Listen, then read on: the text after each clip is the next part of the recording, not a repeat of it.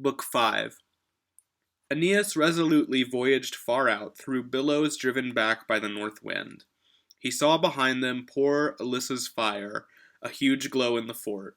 But what had caused it the Trojans could not tell, yet what they knew of woman's rage in ruined love's hard grief gave them a grim foreboding in their hearts. They sailed the open water, no land met them, but everywhere was sea and sky alone. But then a bluish-black, light-stifling storm came swooping down. Night bristled on the water. Even the pilot Palinurus shouted from his high stern, "What is this, Father Neptune? Why do you wrap the sky in such huge storm clouds?" They must row hard and pull the tackle in.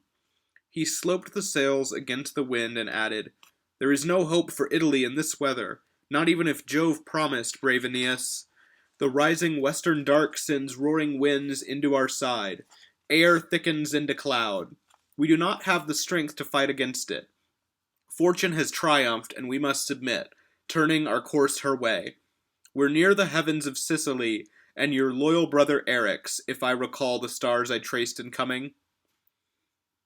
Steadfast Aeneas answered, "I have watched you struggling against insistent winds and losing. Shift the sails, turn. There's no land I prefer to send these tired ships to than the one that keeps for me Dardanian Acestes and holds my father's bones in its embrace." They sought the ports now. Favorable south winds hurried the fleet's stretched sails across the deep. They steered toward welcome and familiar beaches. Startled to see them from a far-off peak, Acestes rushed to greet the kindred ships. Child of a Trojan mother and the river Crinisus, he now wore rough Libyan bearskin and carried sharp spears. Mindful of his lineage, he happily received his weary friends as guests again in rustic luxury. The stars were routed by the brightening dawn. From the long beach, Aeneas called his comrades together and addressed them from a raised mound. "Descendants of the high gods, glorious Trojans, one circling year is full, its months completed, from when we laid my honored father's bones in the ground and consecrated his sad altar. This seems to be the bitter day the gods decreed that I commemorate forever. If I were exiled in Gaetulian Syrtes, or caught by storms and captive in Mycenae, I would still carry out these solemn rites and pile the altar with the proper gifts. But here we are now, at a friendly port, in the presence of my father's bones and ashes. It must have been the gods' will that achieved this. So let us all be glad in this observance. Ask for good winds and pray he'll grant this rite each year in his own shrine in our new city. Acestes, who was born at Troy, will give you 2 oxen for each ship. Invite our home gods, our countries, and our hosts to share the feast. But when the 9th dawn brings the nurturing day to mortals, and its beams light up the globe, I'll hold a race for speedy Trojan ships. Then any powerful runners, anyone challenging with a javelin or arrows, any bold boxers with their rawhide thongs can step up. Victory will bring you prizes. Place garlands on your heads in holy silence." He hid his forehead in his mother's myrtle. Helymus did the same, and old Acestes, and also young Ascanius and his age mates. With a great crowd of soldiers for an escort, Aeneas left the gathering for the grave mound. On the ground there he poured 2 ritual goblets, each of pure wine, fresh milk, and holy blood, and scattered purple flowers. "Hallowed Father, I call unceasingly to your poor spirit, your ghost. The body that I saved is ashes. I could not seek with you our fated lands in Italy or a river called the Tiber." Then from beneath that holy place there slipped a giant snake, who drew his 7 coils gently around the barrow and the altar. His back was blue emblazoned. Gold-flecked scales kindled and glowed as when a rainbow catches the sun and strikes clouds with 1,000 colors. Aeneas was amazed. It stretched its great length along the bowls and polished cups. It tasted the dishes and slid back beneath the tomb harmlessly from the banquet on the altar.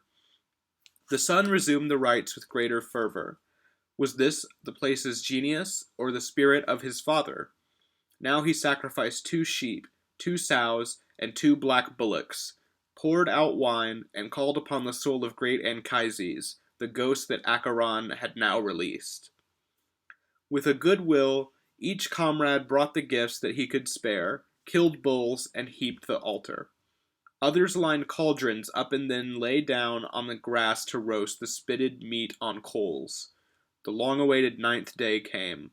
The horses of Phaeton brought the dawn in pleasant weather. The fame of glorious Acestes drew the eager neighboring tribes. They filled the shore to see Aeneas's men, or challenge them. At the start, the center of the field displayed the prizes for the winners. Sacred tripods, garlands, palm branches, clothing dyed with purple, along with massive bars of gold and silver.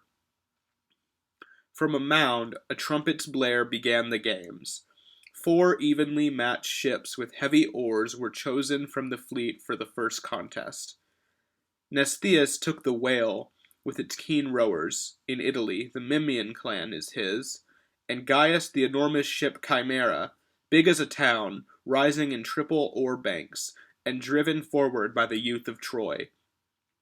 Sergestus, father of the Sergian house, rode the vast Centaur. On the sky-blue Scylla was Cloanthus, founder of Cloanthus's clan.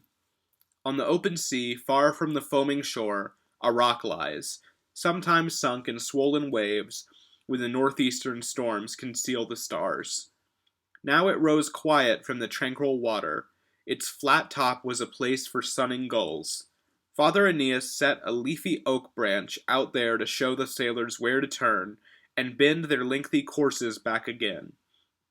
They drew for starting places, and the captain stood on the sterns in radiant gold and purple.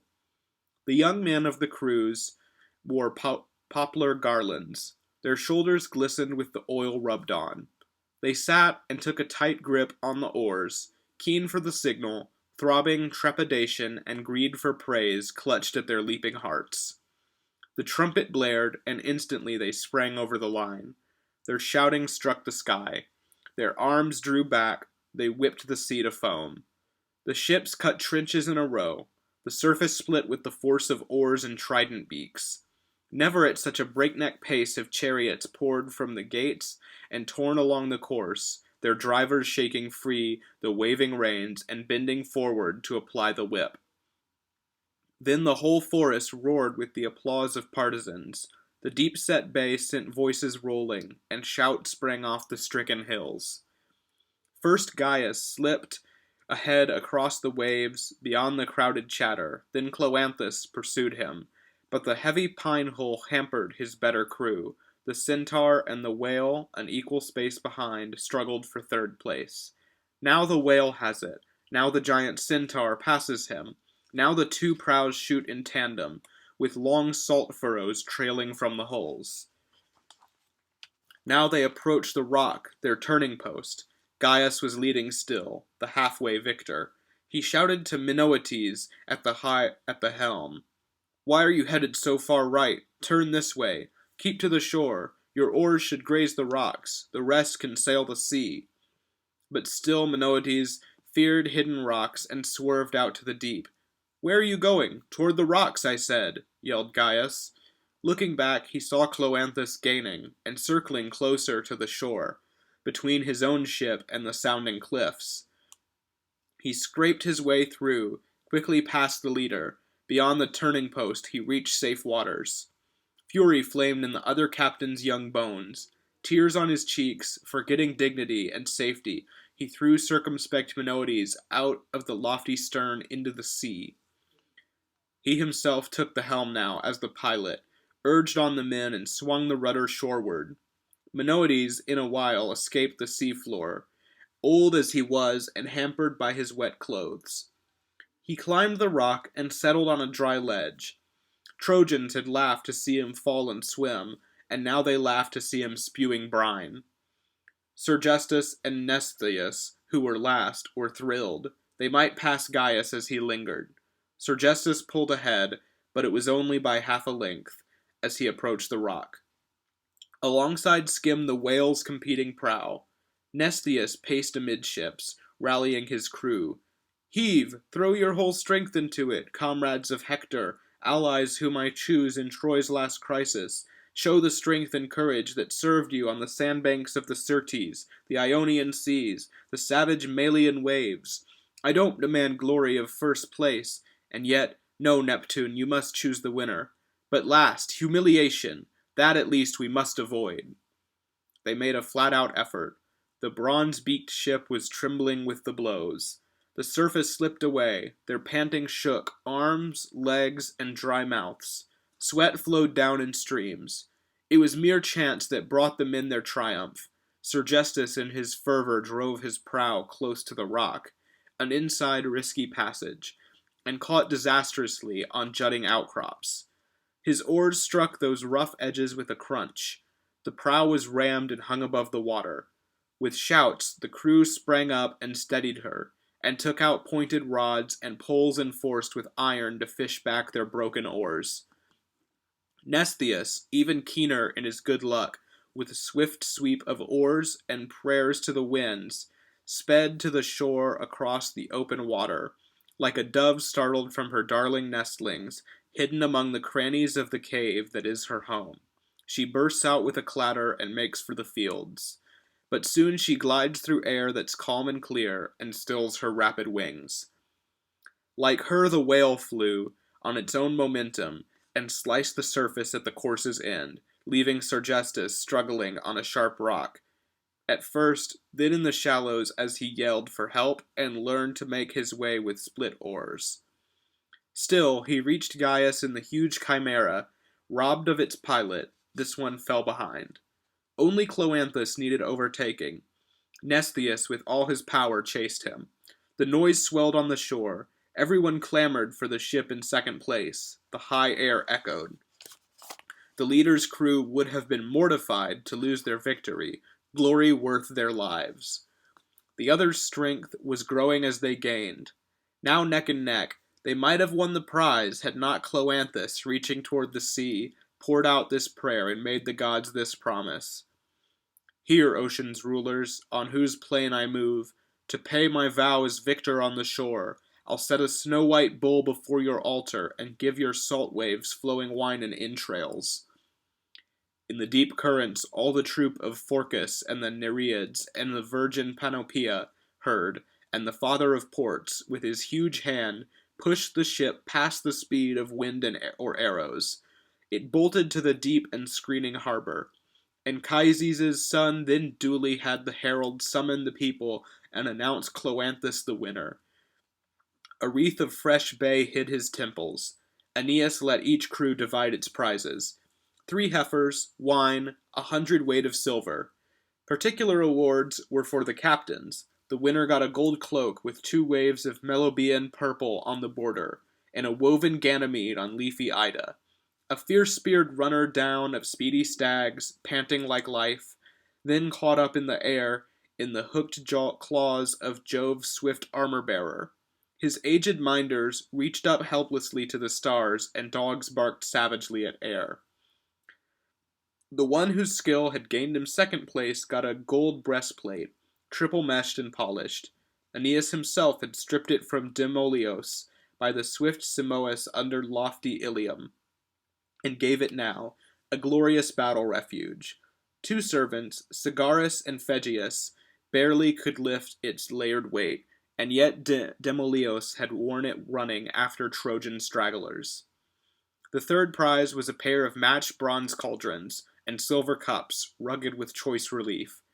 Now, while the victors swaggered in the thrill of rich rewards, red ribbons on their heads, Sergestus reached the shore. He'd worked his hull free of the cruel rock, lost his oars, and bashed a row of oarlocks useless. He won only laughter. His ship was like a snake caught on the road's edge, cut across by a bronze wheel, or left mangled and half-dead by a traveler's heavy stone. It tries to whip away, but this is hopeless. The hissing, arching head and burning eyes are held back by the crippled part that knots the struggling creature back upon itself. Like this the ship moved, with its ruined oars, and yet it reached the port with full-spread sails. Aeneas, happy that the ship and crew were safe, still gave Sergestus what he'd promised. A Cretan slave girl, Folie, quite skilled at Minerva's work, the mother of twin babies. Righteous Aeneas, at this contest's break-up, strode toward a grassy field that was surrounded by wooded hills, a natural stadium for a racetrack. Thousands went there with the hero. He sat down in a raised seat in the center and offered prizes to entice the daring of anyone considering the foot race. Competitors converged. Trojans, Sicilians, first Nisus and Euryalus. Euryalus was a handsome, blooming youth whom Nisus loved devotedly. Diores came next, a royal boy from Priam's high house. Then Salius, an Acarnanian, and Patron, an Arcadian Tygian. Then followers of old Acestes, Helymus, and Panopes from the Sicilian woodlands, and many more, obscure, unknowable. Aeneas, in the center of them, spoke. I know you'll be delighted when you hear this. No one will leave without a gift from me. 2 spearheads of bright iron, worked in Crete, and a 2-headed axe embossed in silver will honor everyone. But olive leaves of tawny green will crown the fastest 3. The winner gets a horse with handsome trappings, the next an Amazonian quiver full of Thracian arrows, bound to a wide belt of gold, which has a clasp carved from a gem. This Argive helmet must content the 3rd. The runners took their places.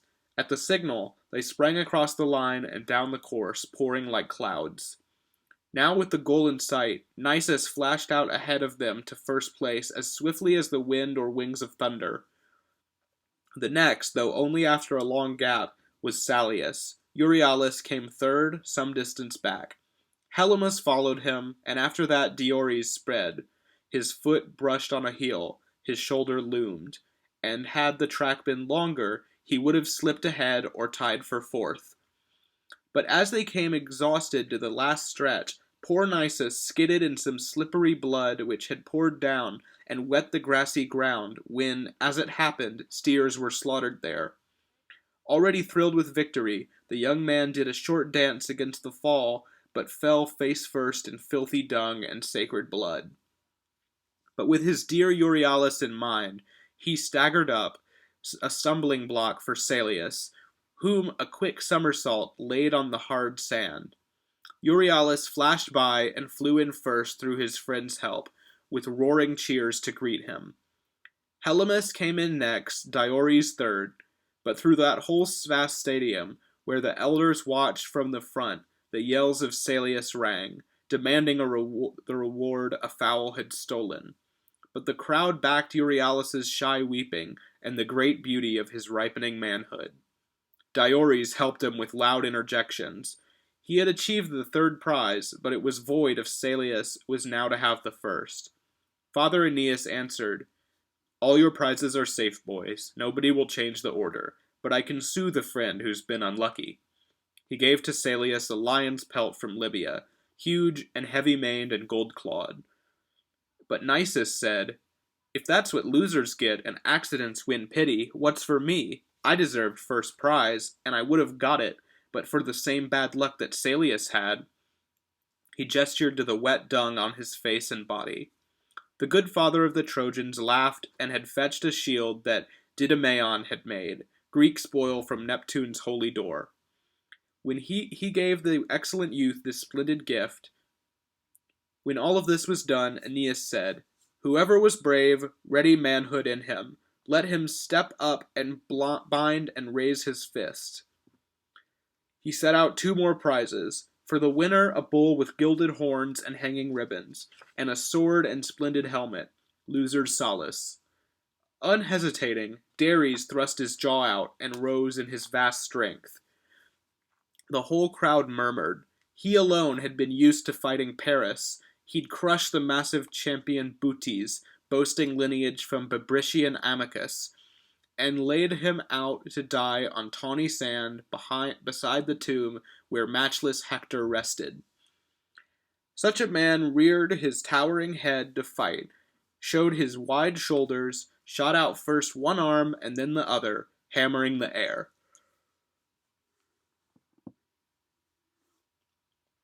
The second boxer?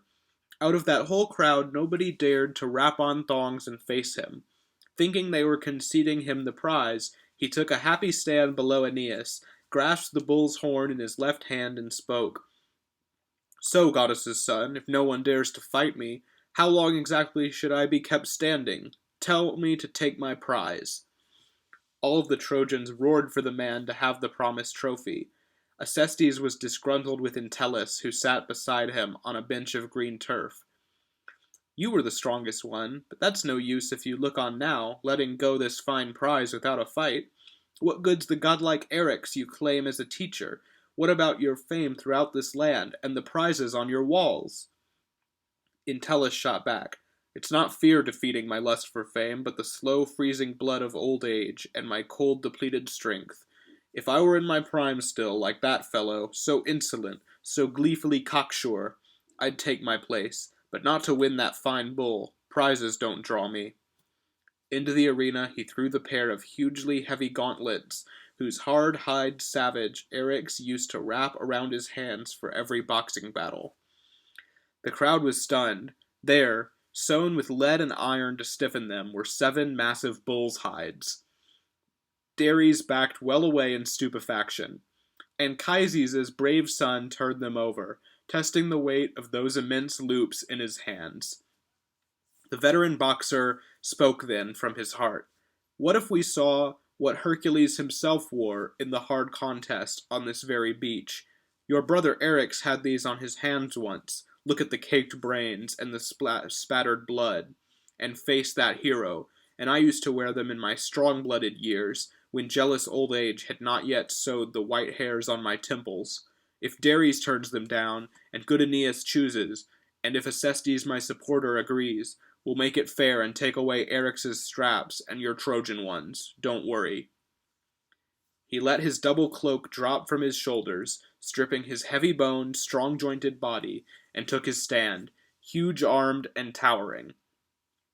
Anchises' lordly son brought out matched thongs and bound the hands of both with equal weapons. They didn't pause but faced off, on their toes, fearless, alert, their hands up in the air. Their heads were reared far back and out of range. Now their fists tangled, sparring for an opening. The one was younger, quicker on his feet. The other stronger, larger, but his knees faltered, and weary panting shook his bulk. Often they missed in swinging at each other, but often loudly thumped against a chest on curved side. Fists were darting around temples and ears. Jaws crackled under stony blows. Entellus' feet were rooted in position, but sharp eyes kept his body swaying, dodging. Dares, as if he stormed a city's bulwarks or kept a mountain fortress under siege, scanned thoroughly and shrewdly for a gap, and drove assaults from everywhere. For nothing. Entellus sprang and thrust his right arm up, then down. His quick opponent saw it falling, instantly slipped aside and wasn't there. Entellus spilled his strength into the air. The force of his own vast weight sent him crashing, like a hollow pine tree torn up by the roots, on Erymanthus or the heights of Ida. Both Trojans and Sicilians stood up, yelling in rivalry. Acestes ran up first, his age-mate, and in pity lifted him. But the fall didn't slow or cow the hero, who came back more relentlessly in anger and burning shame and knowledge of his own skill. Over the whole arena he pitched Dares. He battered with his right hand, then his left, not letting up. Like clouds that pound the rooftops with hail, the hero pummeled his opponent ceaselessly with both fists and sent him spinning. Father Aeneas now was moved to check the savage anger of Entellus, ending the fight, a rescue for exhausted Dares, and did it with these sympathetic words. Poor friend, where has your mind gone? Don't you sense some strength here more than his? Gods are against you. Relent. He caused the boxers to be parted. Faithful companions helped one to the ships. His head lolled, and he dragged his crippled knees. He spat out broken teeth and clotted blood. Others were called to claim his sword and helmet, leaving the bull and garland for Entellus. The victor, full of heavy pride, proclaimed, Son of the goddess and you other Trojans, think of the strength I had when I was young. Think of the death from which you just saved Dares. He stood before the face of the young bull that waited as the prize. He rose up, aiming between the horns with his hard-bound right hand, then shattered the beast's skull and splashed its brains out. Shaking in death, it crumpled and collapsed, and over it he spoke these fervent words. Eryx, I give to you this better soul than Dares's, and unbind my hands forever. Right after this, Aeneas sought contestants for flying archery, and set out prizes. He planted with his brawny hand the mast from Serestus's ship, and threaded through a rope at the top and tied a dove there as a target. Contestants tossed their lots in a bronze helmet. Hippoquon, the son of Hyrtacus, was picked, to warm applause, to take the first shot. Next was Mnestheus, who had won the ship race just now. Green olive branches crowned him still. Eurytion third, brother of famous Pandarus, the one who broke the truce on heavenly orders and took the first shot into the Greek army. Acestes's was the last lot in the helmet. He dared to try the work of younger men. Now each one took an arrow from his quiver and bent his curving bow with brawny arms. An arrow first soared off the twanging string of Hyrtacus's son and sliced the air in two, and hit the wooden mast straight on and lodged. The pole shook, and the terrified dove flapped, and the whole valley echoed with applause. Now fierce Mnestheus stood and drew his bow and aimed high, but with his eyes and bow both straining. Too bad, the steel tip failed to reach that bird, but broke the knotted linen string that tethered the creature by the foot atop the mast. She sped off toward the storm clouds in the south. Eurytion had his bow already drawn. He quickly aimed, while praying to his brother. With joy and clapping wings, he'd reached the open beneath the clouded darkness when he shot her. She fell, and left her life among the stars, but brought to earth again the piercing arrow. Acestes's chance was gone. He still let fly an arrow to the upper air, which showed his bow-resounding skill, though he was old. Then an omen flashed, whose meaning the great outcome proved in the time to come, when fearsome prophets chanted of signs that lagged in their fulfillment.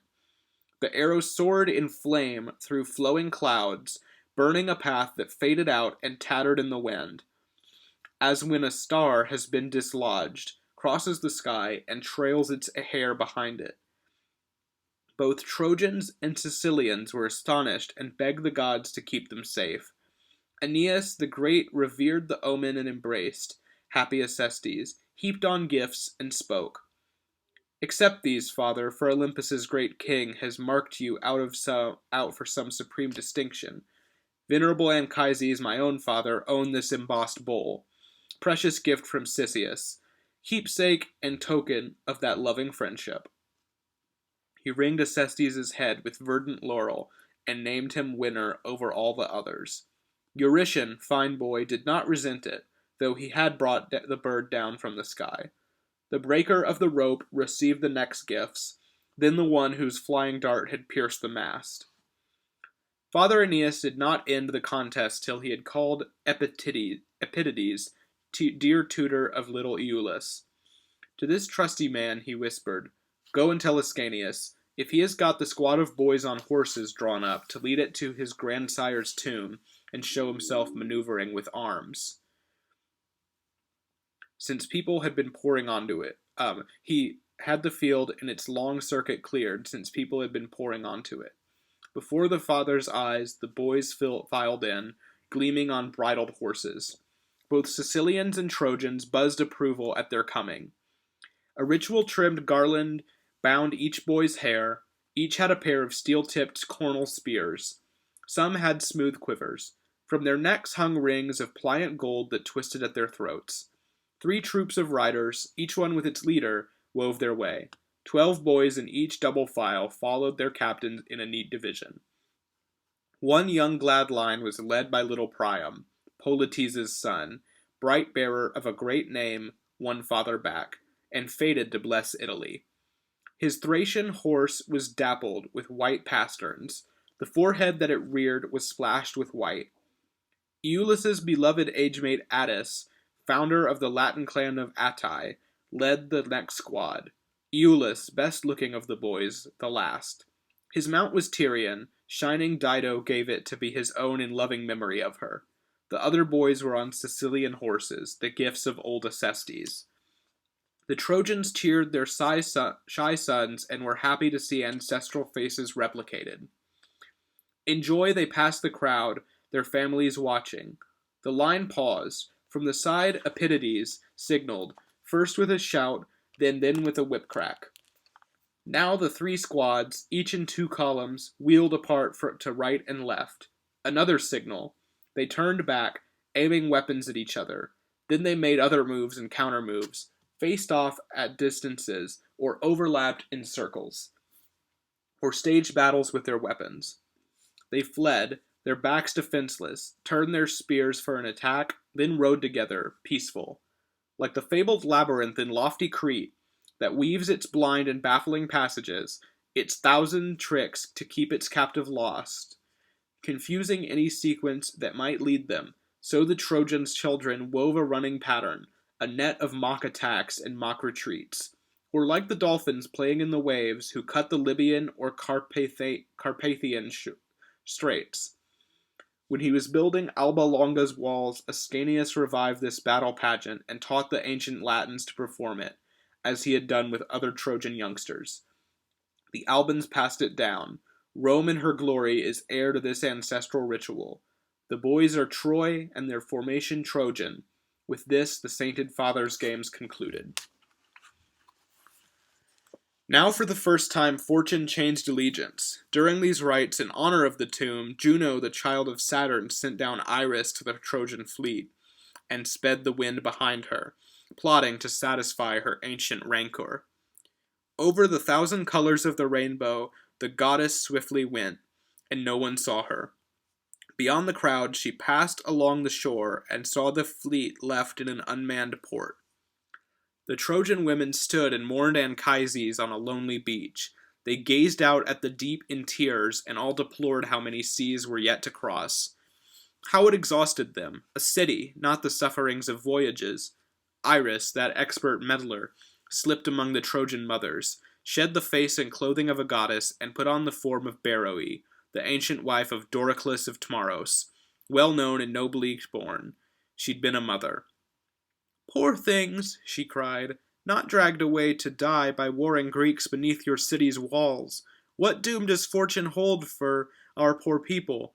The 7th summer since Troy's fall is passing. We're driven from star to star across the seas, the whole world's lands and wrecking rocks. We're wave-tossed on the great gulf. Italy retreats from us. Our brother Eryx's land, our host Acestes, must let us found a city of our own. Fatherland, gods we save from war for nothing. What walls will have Troy's name?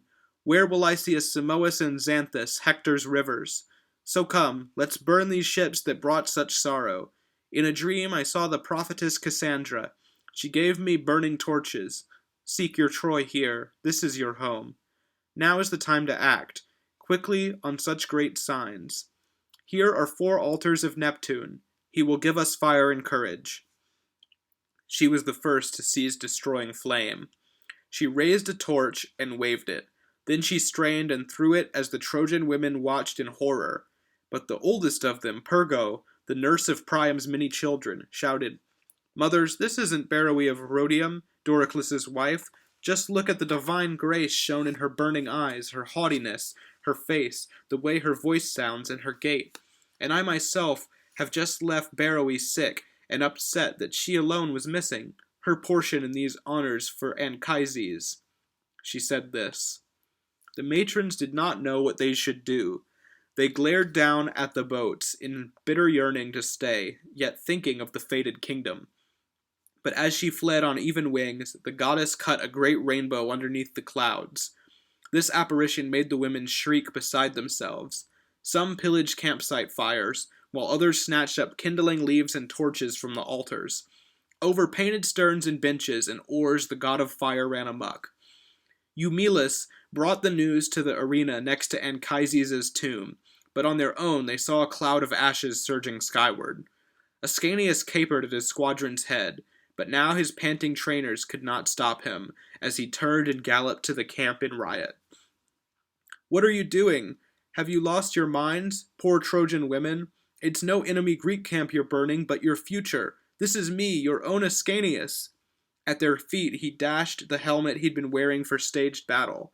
Aeneas rushed in, with a host of Trojans. The women scattered, panicked, on the shore, and skulked away to trees and rocky hollows. Shame drove them to the darkness. They awoke to know their own and free their hearts from Juno. And yet their raging fire didn't slacken.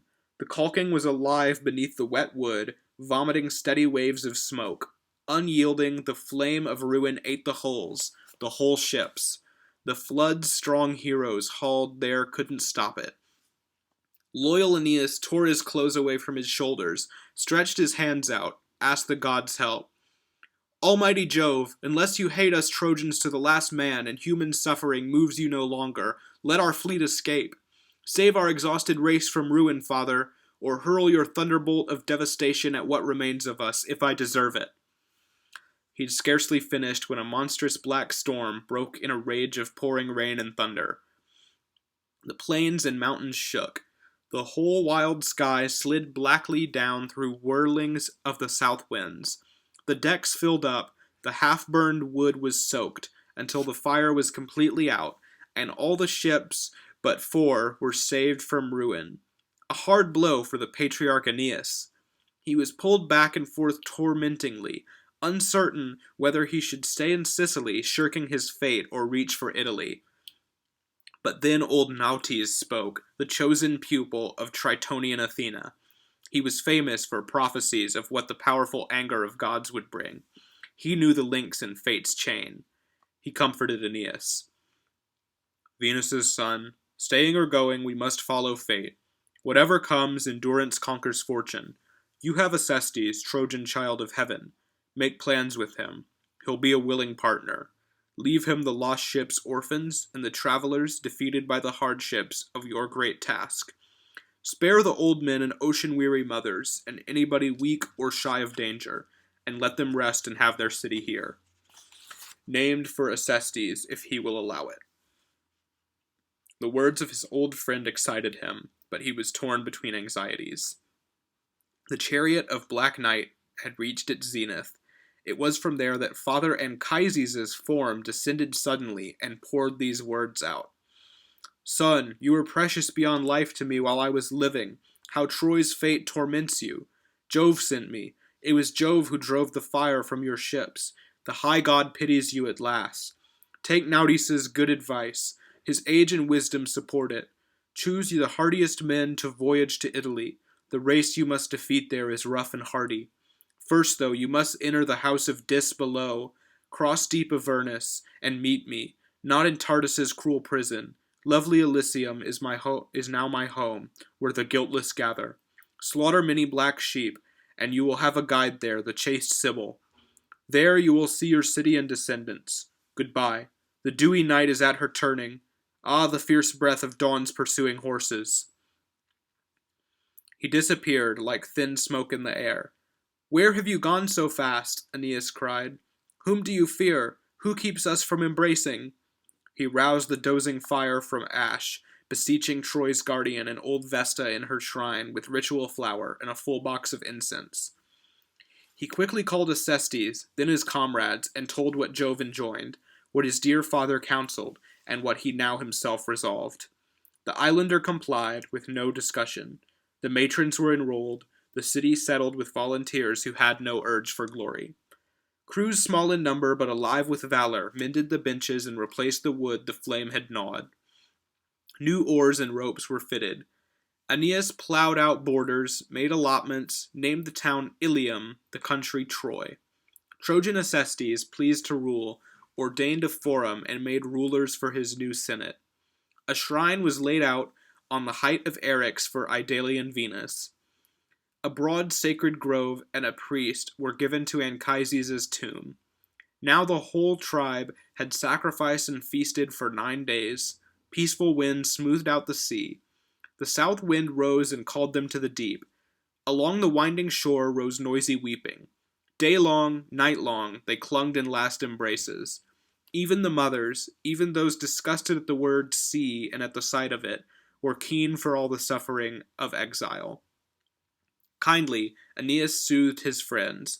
He wept, trusting them to Acestes, his relation. He ordered 3 calves sacrificed to Eryx, and 1 lamb to the storms, before unmooring. He wore an olive wreath and stood apart in the prow to hold the bull and pour clear wine and offer entrails to the salty waves. A following wind surged up against the stern.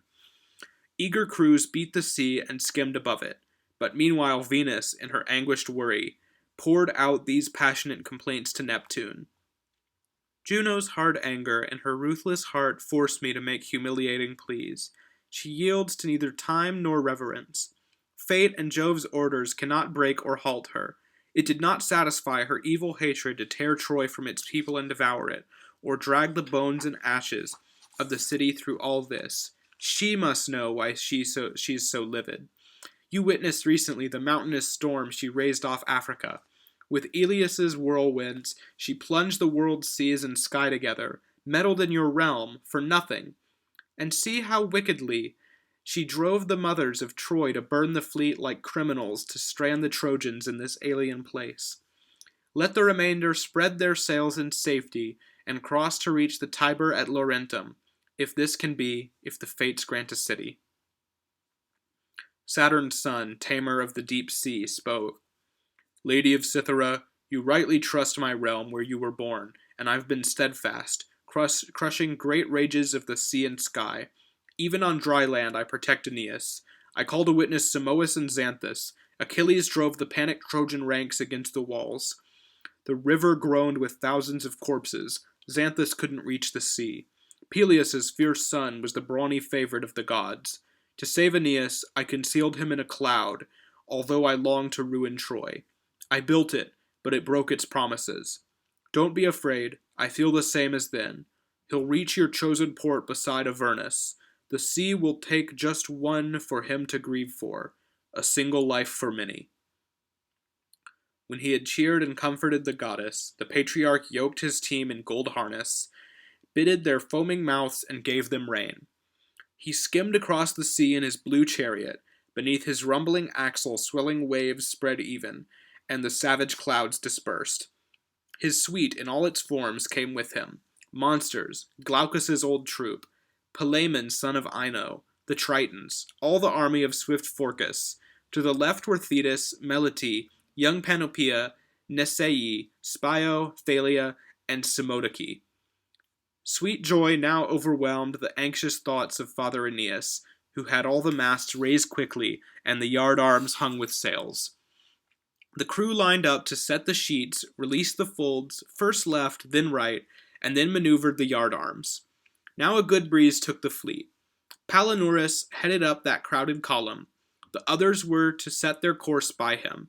The dewy night was near its turning point in the sky, and sailors sprawled, relaxed and peaceful, under the oars and on the rigid benches, when sleep slipped gently down from starry heaven, parting the dusky air and scattering shadows, to bring grim dreams to guiltless Palinurus.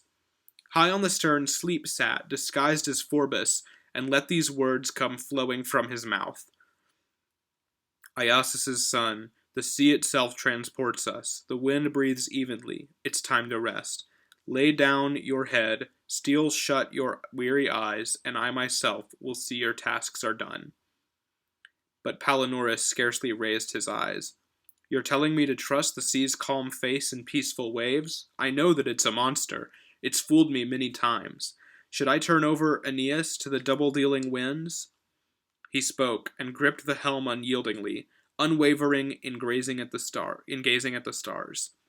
But the gods shook a branch which dipped with dew of Lethe and the lulling power of Styx on his temples, forcing shut his swimming eyes. The stealthy doze sank in, and he relaxed.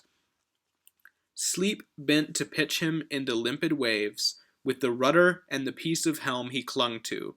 His comrades didn't hear the cries he gave. Winged sleep rose through the insubstantial air. The fleet ran on in safety, undisturbed and free of fear, as Father Neptune promised. But now it drifted toward the Sirens' cliffs, a menace once white with heaps of bones, from which rock-pounding water sounded far off. The father noticed that the ship was drifting, without its guide. He steered it through the night waves himself with groans of anguish for his friend. O trusting victim of calm sea and sky, unburied on some strange shore, Palinurus!